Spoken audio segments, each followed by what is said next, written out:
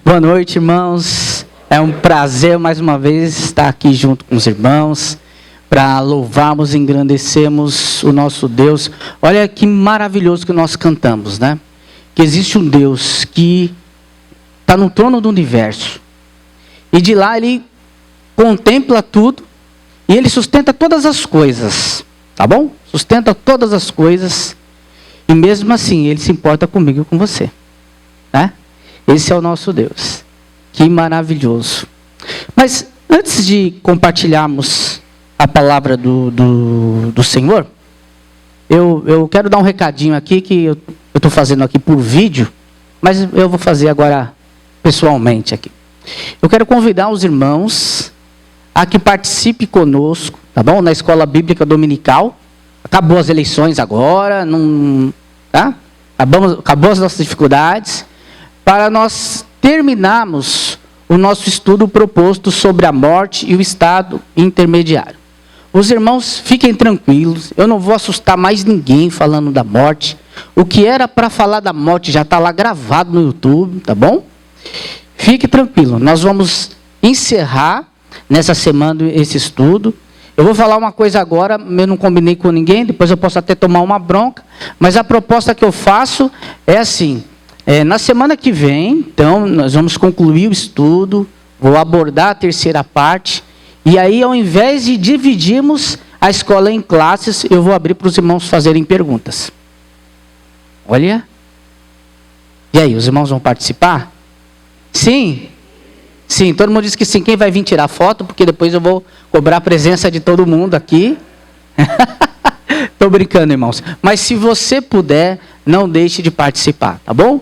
Eu sei que o estudo fica gravado no YouTube, mas às vezes existem comentários, até no café, tá bom?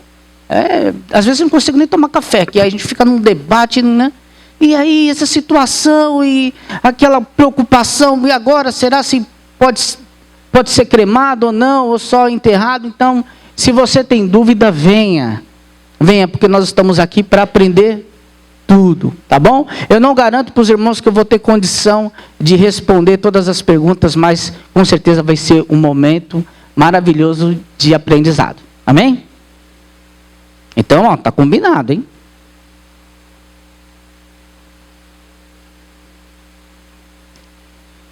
Então, vamos lá, meus irmãos. Nessa noite,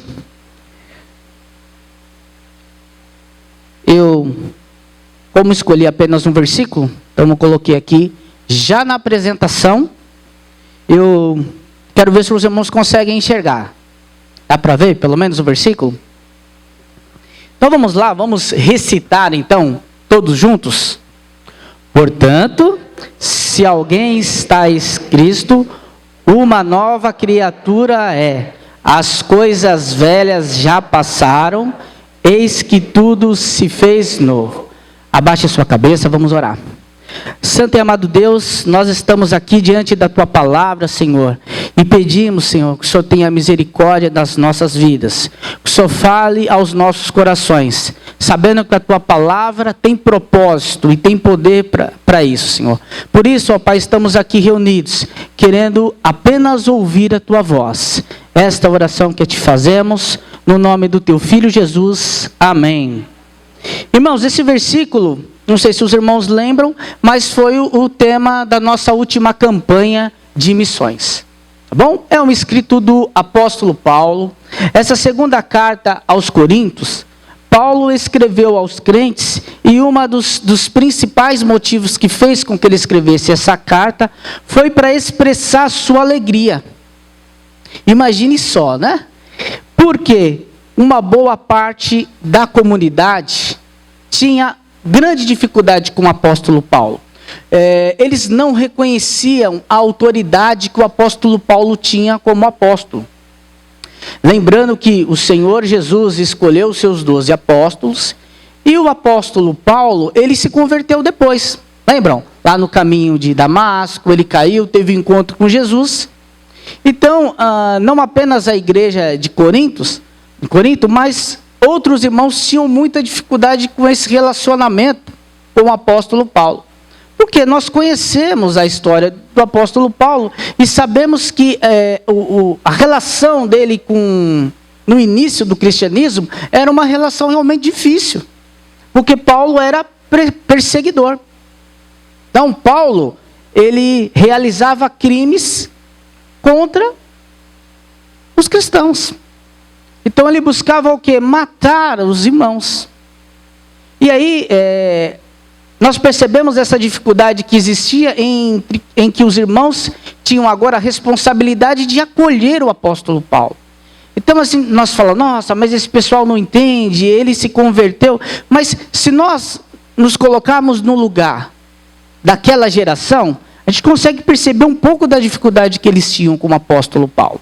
Né? Imagine você ter que receber na sua casa uma pessoa que tinha fama, não apenas fama, comprovadamente tentava assassinar você e os seus. Né? Você aí, maridão, com seus filhos, a sua esposa, você receberia na sua casa? Seja sincera, pode dizer que não. Não, exatamente. Então aí nós vemos essa dificuldade que os irmãos tinham com o apóstolo Paulo. E na igreja de Corinto não era diferente. Já começava por aí. Eles não respeitavam, né? Claro que é uma parte da igreja, não são todos. Não respeitavam a autoridade que o apóstolo Paulo tinha como apóstolo. Então você imagine a situação dele.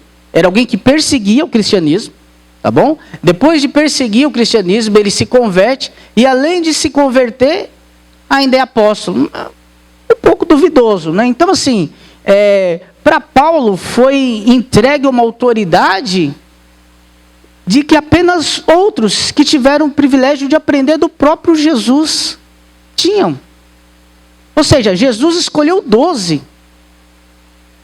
E dentro desses agora nós temos o apóstolo Paulo. Então, a situação do apóstolo Paulo de fato era complicada. A relação que ele tinha com as igrejas muitas vezes era abalada por conta dessa desconfiança que existia sobre a pessoa dele. E aí nós vemos nessa carta também que ele trata de outros assuntos importantes. Por exemplo, o apóstolo ele trata sobre a consolação, sobre a nova aliança que nós temos em Cristo, sobre a coleta que existiu aí para os irmãos da Judéia, uma igreja que passava por dificuldade financeira, de irmãos mais pobres. Depois fala sobre falsos profetas, aquele espinho na carne, né, tão discutido, né, do apóstolo Paulo, que é aquele espinho na carne. Então, a segunda carta aos Coríntios, ele trata desses assuntos, desses dilemas. E aí no capítulo 5, da onde nós extraímos aqui esse versículo, que nós vamos aqui meditar essa noite, ele trata sobre 2 temas, que é a esperança do crente, e aí fala da nossa fé mesmo, que nós não andamos por vista, andamos por fé. Lembra desse versículo, né? Versículo 7, falando da esperança que nós temos aí de um dia ter a vida eterna, e do ministério da reconciliação, e o versículo principal é o versículo 18, é o versículo sequente, que vem na sequência do qual nós lemos. Então esse versículo que nós lemos, ele se enquadra dentro do tema ministério da reconciliação. Então é disso que o apóstolo Paulo fala quando ele disse essas palavras. E aí nós podemos naturalmente extrair algumas lições desse pequeno versículo conhecido e importante para a nossa fé. Eu quero destacar uma lição nesse sentido, que é a nossa união com Cristo. Eu acho que eu estou falando um pouquinho rápido, eu já estou até com sede aqui, já secou a boca.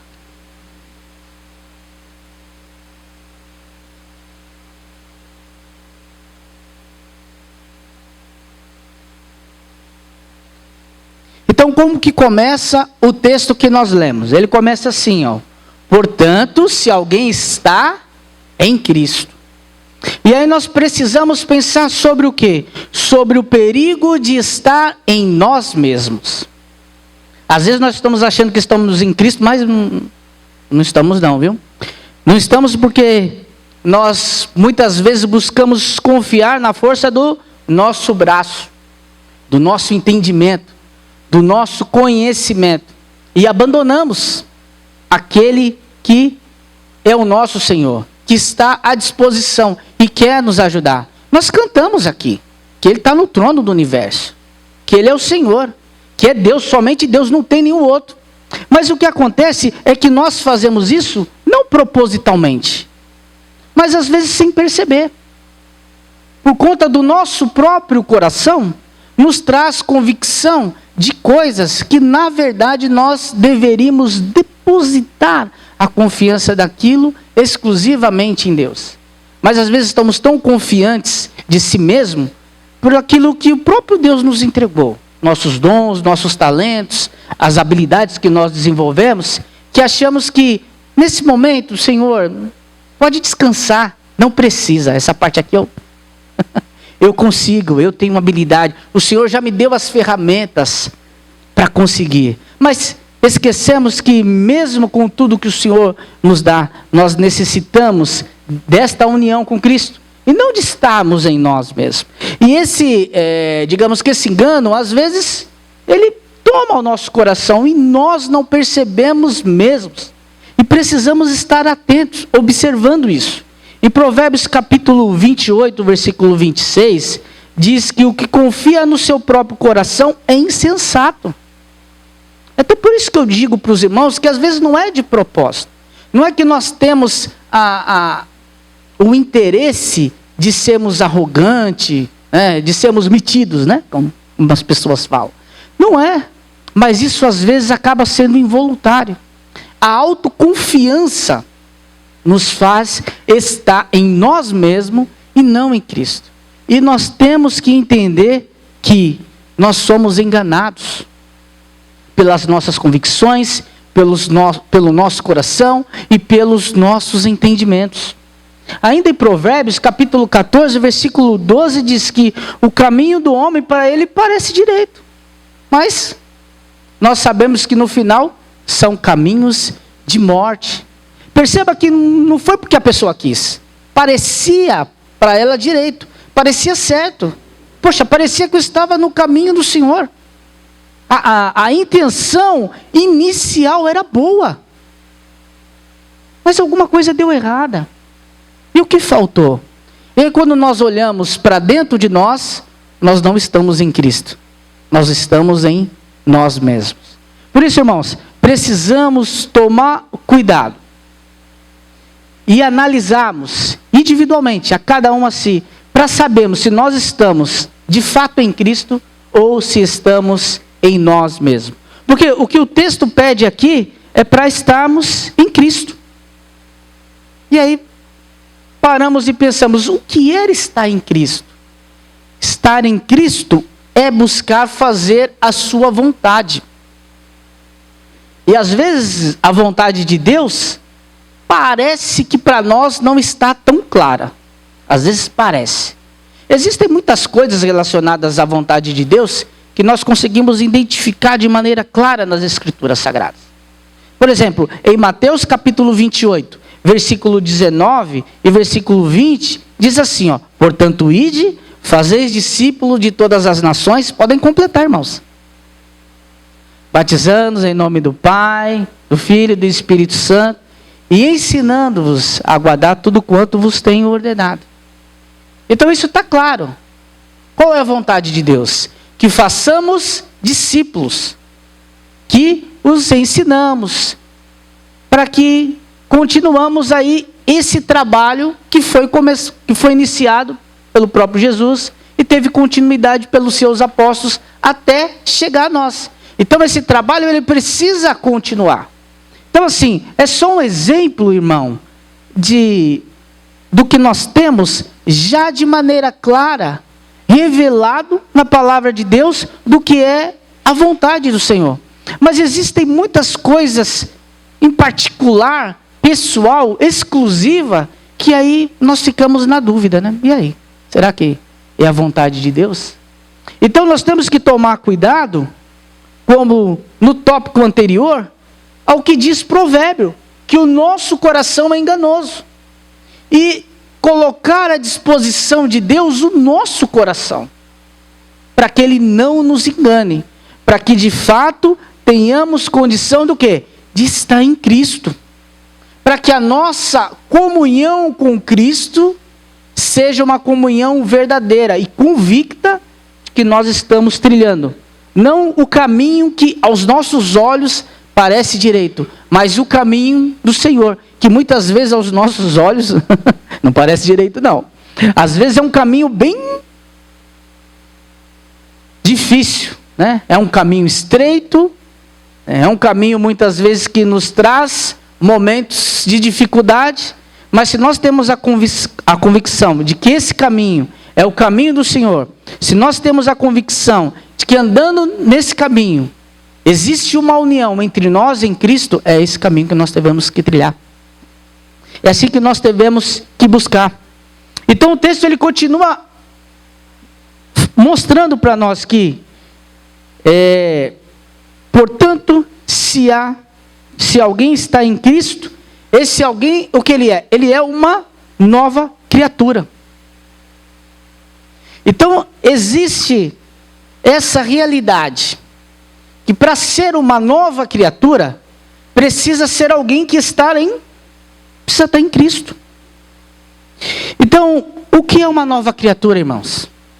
Uma nova criatura é uma pessoa que é membro da igreja.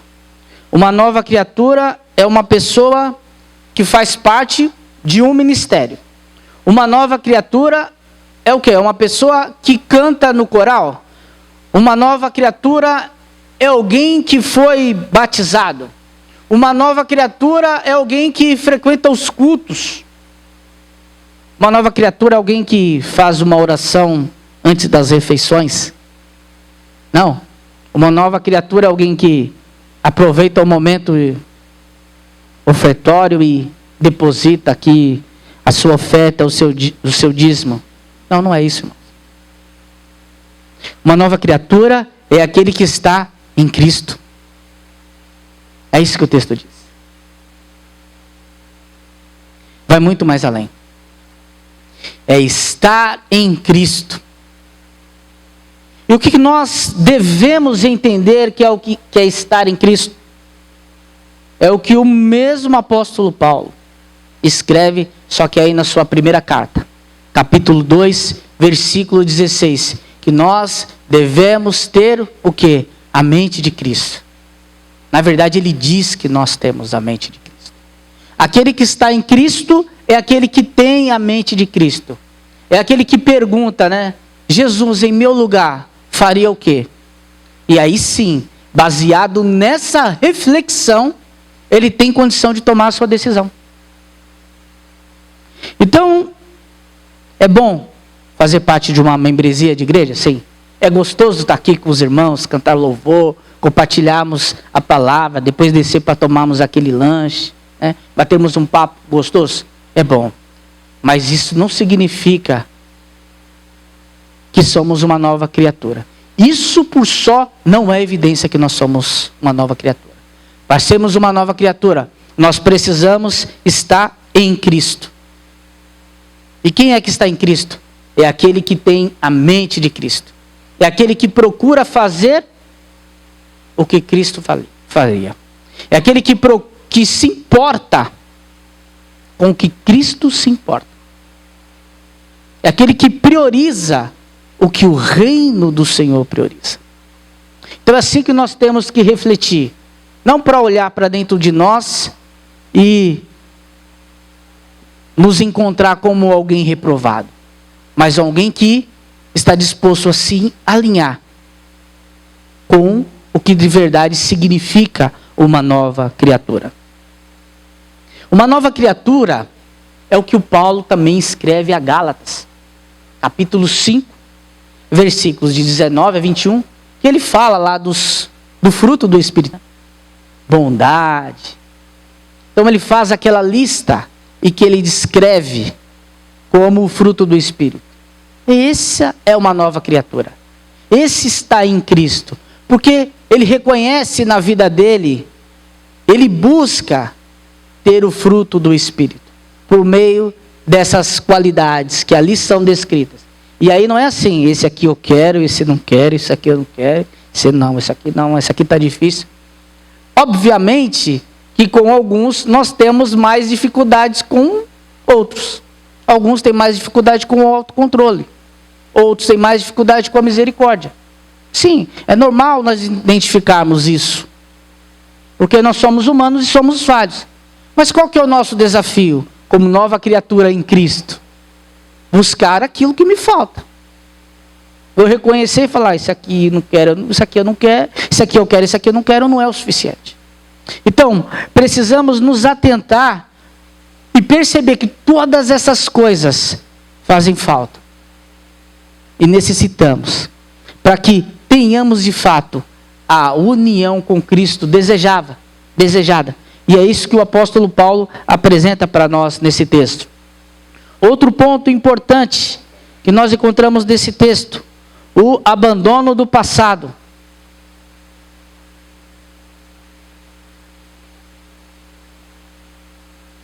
Se alguém está em Cristo, é uma nova criatura.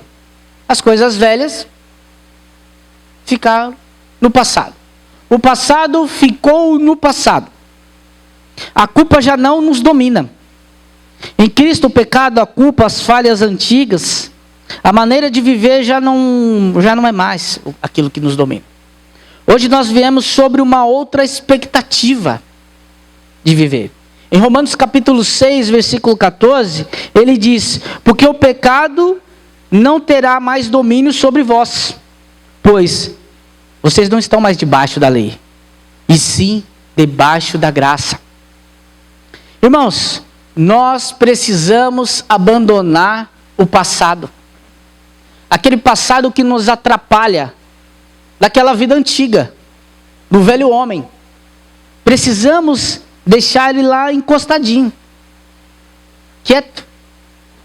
Precisamos nos livrar dessas amarras que nos prendem e nos deixam paralisados e nos impedem de seguir a nossa vida cristã e ter um desenvolvimento como uma nova criatura.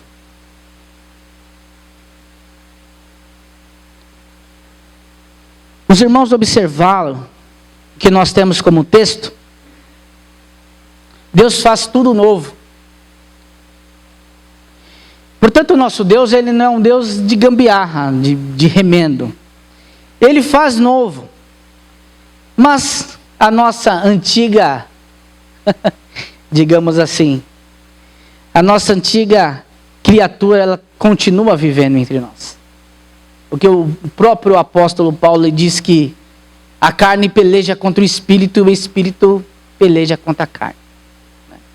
Lutero disse que, comentando sobre isso, que ele pensou que tinha afogado o velho homem nas águas do batismo, mas ele percebeu que ele precisa matá-lo todos os dias.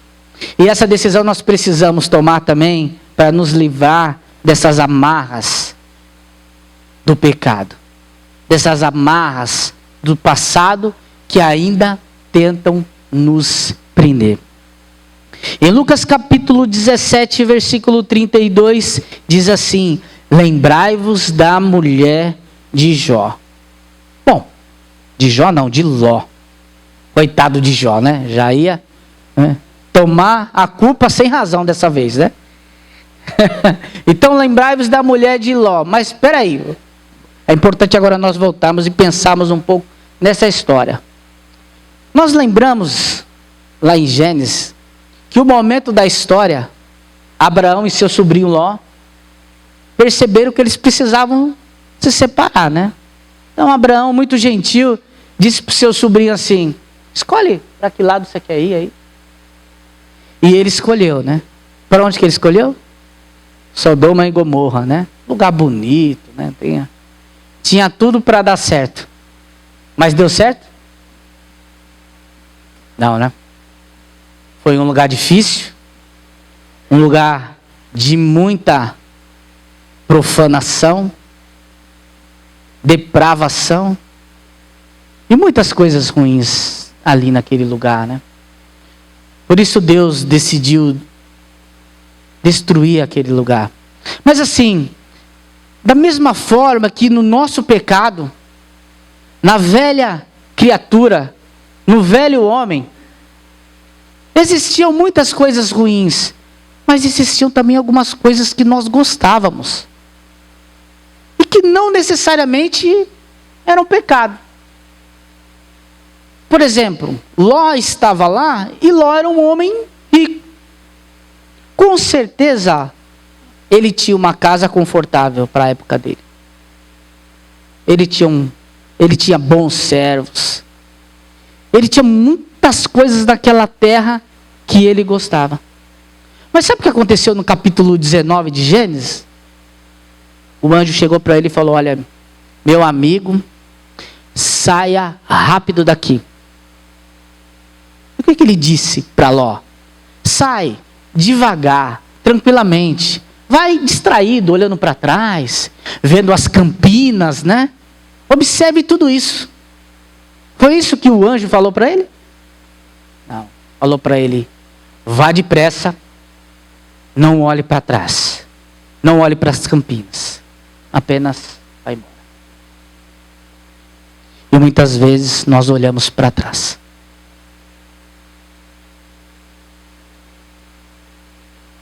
Porque nós estamos apegados ao nosso passado. E às vezes o nosso passado nos traz boa recordação. Às vezes teve muitas coisas boas lá, que nós vamos levar como aprendizado. Vamos continuar carregando e levando com alegria. Mas às vezes o Senhor manda seguirmos em frente, e rápido, e sem olhar para trás. Então, como nós sabemos, a mulher de Ló, ela não suportou. Talvez tenha lembrado de tudo de bom que eles construíram naquele tempo e olharam para trás. E o resultado foi que ela se converteu em uma estátua de sal. Irmãos, aqui o que o apóstolo Paulo nos diz é que nós temos que abandonar o nosso passado. Nós temos que seguir em frente. E existem dois tipos de pessoas que geralmente não abandonam o passado. Que se convertem e não abandonam o passado. Primeiro tipo de pessoa, o amostradinho. Quem é o amostradinho? O amostradinho é aquele que se converte e de fato ele teve uma vida totalmente desregrada. E ele faz a questão de contar para todo mundo, a vida inteira, e o que ele passou. Porque antes de eu me converter, eu era traficante, eu fui preso, eu já matei, eu era macumbeiro, eu fui morto, fiquei 3 dias não sei o quê, fiz pacto com o diabo, era da maçonaria. Todo lugar que vai, a gente não aguenta mais ouvir essa história, não tem outro conteúdo. É só isso. Ele vive das coisas ruins do passado, carregando aquilo como se fosse glória. Meu irmão, meu querido, o seu testemunho, ele precisa ser dado uma vez. Ninguém precisa ouvir isso novamente. Até porque nós não devemos nos gloriar nessas coisas. O nosso Senhor nos salvou. Na prática, eu deveria ter vergonha dessas coisas. E não orgulho. E tem uns que contam tantas coisas que às vezes é até difícil acreditar. Até como meme aí, aí na internet, um camarada que ele começa a contar, você não acredita. Ele foi morto não sei quantas vezes, fez 27 pactos com o diabo, não sei o que. Eu falei, mas rapaz, quantos anos você tem? Nem Matusalém teria tempo de fazer tantas coisas. E aí nós vivemos de uma glória que na verdade não deveríamos nos gloriar do passado. Esse é o primeiro. E o segundo é aquele que não consegue deixar o passado porque não consegue se libertar dos erros do passado. Ele quer carregar aquela culpa. Ele quer continuar carregando a culpa. E o objetivo, quando o apóstolo Paulo disse, passado ficou no passado, é exatamente porque ficou lá. Eu não devo mais me preocupar com o passado. Mas nós continuamos carregando aquela culpa. E não temos paz porque continuamos remoendo. Olha, eu fiz aquilo, aquilo não foi bom, aquilo foi ruim. Parece que não há um Deus que perdoa o nosso pecado. Parece que esse Deus que nós cantamos que está no trono, que domina o universo inteiro, ele continua olhando para nós e nos condenando. E apontando o dedo na nossa cara. Geralmente isso acontece no casamento, né? Um fala que perdoa, eu perdoo, está perdoado. Até que vem a próxima birra. Aí te retorna tudo de 20 anos atrás, hein? E faz aquela capivara de novo, tem que pedir perdão de novo. Não é assim. Com Deus não é assim, irmãos. Eu não preciso carregar essas situações do passado. Eu sou uma nova criatura. O Senhor me fez uma nova criatura. Veja o que o profeta Isaías escreve em Isaías capítulo 43, versículo 25. Diz assim, preste atenção, irmãos. Eu mesmo, sou o que apaga as transgressões por amor de mim, e dos teus pecados não me lembro. Irmãos, é você que está lembrando. O seu pecado já foi perdoado. O sacrifício já foi feito da cruz do Calvário. Esse sacrifício, ele é universal. O sangue de Jesus nos lava dos nossos pecados, passados, presentes e futuros. Não dá para eu ficar apresentando para Jesus toda vez o mesmo pecado para ele lavar. Não tem necessidade. Isso só vai nos prejudicar, nos deixar doente. Nós precisamos nos separar desse passado, deixar o passado para trás e prosseguirmos, porque existe o Senhor que tem uma vida nova para nós, uma vida ou uma nova vida em Cristo. É isso que o Senhor tem separado para nós.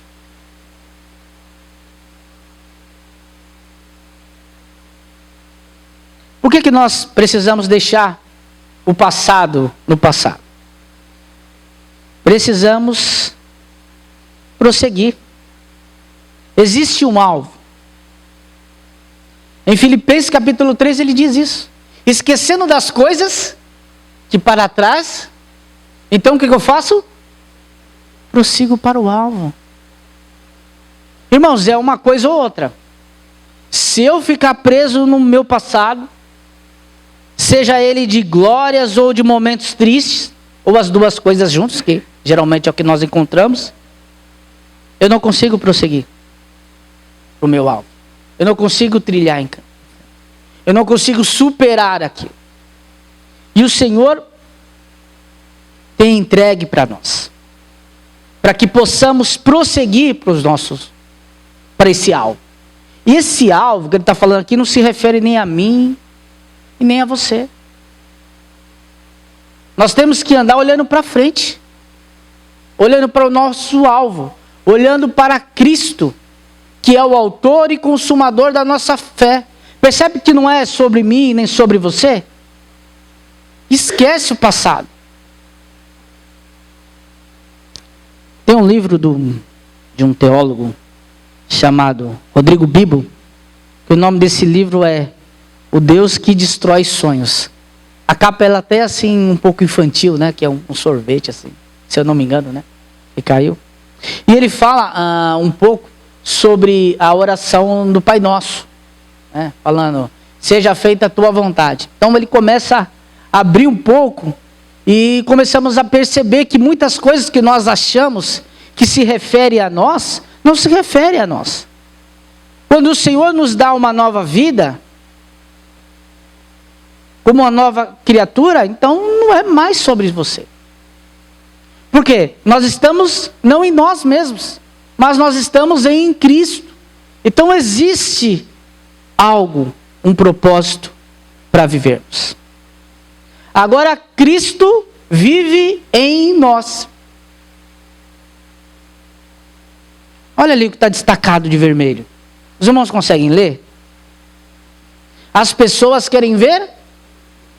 As pessoas não querem te ver. As pessoas não estão interessadas em você. Nem em mim. As pessoas precisam ver Jesus em nós. Por isso que em Gálatas capítulo 2, versículo 20 diz, já estou crucificado com Cristo. E então não vivo mais eu, mas Cristo vive em mim. E a vida que agora vivo na carne, vivo na fé do Filho de Deus, o qual me amou e se entregou por mim mesmo. Então, quando eu declaro que Cristo vive em mim, por que ele precisa viver em mim? Porque ele ascendeu aos céus. Então ele precisa viver em nós mesmo. E as pessoas, quando querem enxergar a Cristo, precisam enxergar a Cristo em nós. Por meio da nossa vida. Por meio de uma nova vida em Cristo. Esse é o propósito dessa nova vida que nós recebemos. Fazer com que as pessoas tenham condição de ver e de contemplar quem é esse Jesus. Eu não vivi na época da antiga Palestina do Império Romano, mas eu conheço a Jesus. Porque existe alguém que é parecido com ele. Como é que eu vou carregar o nome de cristão se eu não quero me parecer com Cristo? Eu acho que esse nome sugere alguma coisa. Né? E é isso que nós temos que pensar. Nós precisamos ser parecidos com Cristo porque as pessoas querem ver a Jesus. É isso que eles querem ver. E como que eles podem ver Jesus? Através da minha e da sua vida. Adianta pedir para eles abrirem a Bíblia para ler? Vocês acham que eles vão fazer isso? Dificilmente, né? E às vezes as nossas palavras não são suficientes. E nós precisamos viver como novas criaturas. Viver em Cristo. Então, agora ficou difícil, né? Viver em Cristo quer dizer que tudo novo se fez. Mas será que tudo novo se fez mesmo? Não tem nada mais na nossa vida da antiga criatura? Será que aquele mesmo erro que eu fazia antigamente agora não faço mais? Nunca mais? Será que isso vai acontecer? Será que eu, a partir de agora, serei uma pessoa perfeita? Como Jesus? Aí quando nós vemos o próprio tópico que ele já diz, que nova vida não é sinônimo de perfeição. Ah, mas está escrito. O apóstolo Paulo escreveu. É tudo novo. Então tudo de errado não existe mais. Nunca mais eu vou errar. Será que foi isso mesmo que Paulo disse? Será que foi essa a intenção do texto? Vamos observar a vida do apóstolo Paulo? Vamos entender se ele era nova criatura? Vamos voltar lá de novo, lá na introdução, né? O apóstolo Paulo, ele era um perseguidor. Ele era um doutor da lei. Ele era um homem sanguinário. Ele era orgulhoso. Ele não considerava os gentios. Ele era judeu. Porque era um homem letrado. Então era um homem perseguidor. O que aconteceu com ele? Ele teve um encontro com Jesus. Ele passou de perseguidor a ser perseguido. Né? Ele odiava o crente, digamos assim. E ele deu a sua vida por amor a Jesus. Olha quanta mudança. É disso que o apóstolo está falando. Ele não está falando de perfeição. Em hora nenhuma. Como que eu sei disso? É só ler a carta aos Romanos. Será que o apóstolo Paulo falou que ele é perfeito mesmo? Será que é isso que ele quis dizer? Miserável homem que sou, ainda em Romanos capítulo 7, versículo 24. Quem me livrará do corpo dessa morte? Não é isso, irmãos. Não é sobre perfeição. É sobre ser diferente. Eu preciso o quê? Ter outros propósitos para a minha vida. A minha vida agora ela foi modificada no sentido que existe uma prioridade diferente. Existe um lar que não era prioridade da minha vida, que agora é. Que é um lar celestial. Eu preciso mostrar para as pessoas desse lar celestial. É isso. Por enquanto ainda vamos continuar falhando, vamos continuar errando. Mas isto não significa que essa nova criatura em Cristo é uma criatura difícil ou impossível, digamos, de ser alcançada. O apóstolo Paulo reconhece as suas dificuldades como ser humano. Mas ele reconhece também que quando estamos em Cristo, somos uma nova criatura. E é isso que importa para nós. Sermos uma nova criatura. Eu vou continuar errando? Sim. Invariavelmente eu vou errar. Mas não por omissão. Porque agora a minha vida foi ressignificada. Agora aquilo que era importante, lembra que ele mesmo diz? Toda a ciência, todo o conhecimento que ele tinha. E agora ele considera como perda. Não leva mais em conta aquilo. Por quê? Para ganhar a Cristo. É assim que nós temos que proceder. E que entendemos o que é uma nova criatura em Cristo. Precisamos entender, irmãos, que Deus coloca à disposição de nós uma nova vida. Deus faz tudo novo. Mas existe algo que precisamos entender. Que é a nossa parte dentro desse processo. Que é aceitar e entender que o Senhor Jesus viva em nós. Em Efésios, capítulo 5, tem uma passagem muito importante. E nós podemos entender isso de maneira clara. Qual que é o nosso objetivo como nova criatura? Que é deixar que Deus controle a nossa vida por meio do teu Espírito Santo. Em Efésios capítulo 5, se eu não me engano, o versículo 18 diz: e não vos embriagueis com vinho, mas enchei-vos do Espírito Santo. O que seria se embriagar com vinho? Quando eu bebo muito, alguém já bebeu aqui? Já, né? Tem gente já levantando a mão, já está todo mundo se entregando. Eu estou vendo até pastor aqui levantando a mão, dizendo que já bebeu. Não vou citar nomes aqui, mas... eu também já, tá bom? Então vamos ficar todo mundo em paz aqui. Quando eu bebo demais, o que acontece comigo? Eu fico embriagado. É isso que o texto diz, para não ficar embriagado com vinho. E o que é ficar embriagado?